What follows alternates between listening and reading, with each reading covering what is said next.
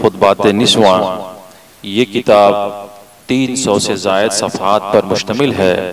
ये असलन मुसन्निफ ही की काविश है, लेकिन किसी हिकमत व मसलहत के तहत उन्होंने इसकी तिबात अपनी शरीक हयात उम्मे रिफ़्क़ा के नाम से कराई थी, जिसने ख़वातीन के खुतबात के दरमियान शोहरत व मकबूलियत के रिकॉर्ड तोड़ दिए।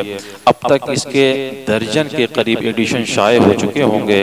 इस किताब में मुसन्निफ ने रवायती कुतुब खुतबात से हटकर ऐसे अनामीन के तहत तकरीरें कलमबंद की हैं जिनसे मुआशरे में बेदारी आए, ख़वातीन में फ़रोग़ इल्म का जज्बा परवान चढ़े, घर आंगन में सुन्नत व शरीयत का माहौल कायम हो, औलाद की हुस्न तरबियत का शऊर उनमें जागे, अम्र बिल मारूफ और नही अनिल मुनकर के औसाफ उनमें पैदा हों, खौफे खुदा और इश्क़ मुस्तफ़ा उनका ओढ़ना बिछोना बन जाए और वो अपनी ज़िंदगी तक़वा व शराफत के सांचे में ढाल लें।